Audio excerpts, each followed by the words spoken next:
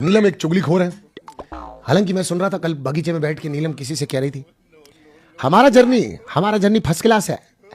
आज इतनी दूर तक आए हैं, अपने पैरों पे खड़े होकर के आए हैं, खुद की सूझबूझ से आए हैं, लगातार शो के लिए कुछ ना कुछ किए हैं, और अब इतनी दूर तक सफर तय किया है तो हम ट्रॉफी का भी उम्मीद करते हैं।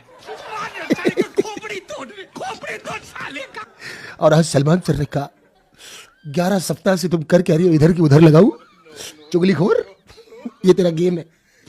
तूने सिर्फ यही किया है, तू दल बदलू, तू तानिया की भी सगी नहीं है, कोनों कोनों में जाके तानिया के लिए भी गलत बोली है, दल बदलू। मैं भैया मानो तो नीलम के पैरों के नीचे से जमीन निकल गया था भैया। एक को एक चुगली बता दिया भैया, कोने में बैठ के सबके सामने बैठ के। अब तानिया को लगा, जब काफी देर तक चुगली चली तो तानिया को लगा कि ठीक है भैया, नीलम की धर लपेट चल रही है, अपना नंबर नहीं आएगा। सलमान सर बीच में कह रही है, हेलो तानिया, इससे तुम ये मत सोचना कि तुम ईमानदार दोस्त हो, तुम भी गद्दार हो, तुमने भी बहुत कुछ किया, तुम्हारे पे आऊंगा मैं, रुक जाओ थोड़ी देर बाद में। अरे भैया नीलम के बल लोगों को विनर बता रही थी अपने आप को, पर नीलम के साथ तो कुछ और ही होगा भैया।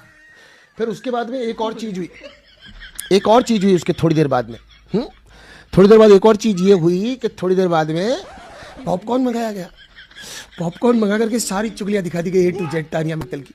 कोने में बैठ के, बगीचे में बैठ के, अकेले में बैठ के, रजाई में बैठ के, चटाई में बैठ के, घास में बैठ के, ड्रेस पहनते हुए, साड़ी बदलते हुए, सपनों तक बता दिया उसके, सपनों तक। और कहा कि एक एक बात के पीछे चाल है इसका, एक एक छोटी चीज के पीछे चाल है इसकी।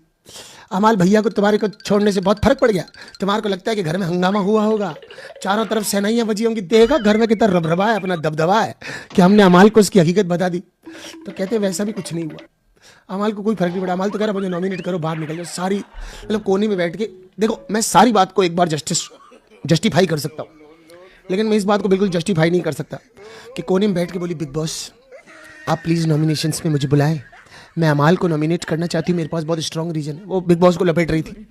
अब उसको क्या पता कि बिग बॉस को अब जरूरत नहीं है तुम्हारे लपेटने की, ना तो बिग बॉस को जरूरत है नीलम नामक कबूतर की कि चिट्ठियाँ इधर से उधर करने वाली की, और ना जरूरत है तानिया मित्तल की।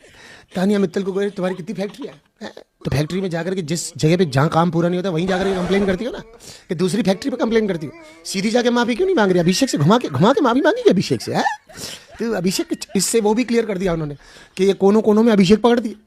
तानिया मित्तल के पास कुछ नहीं बचा था। तानियम गिर सुनता है सोनू, तानियम गिर, तानिया पीछे पड़ गया।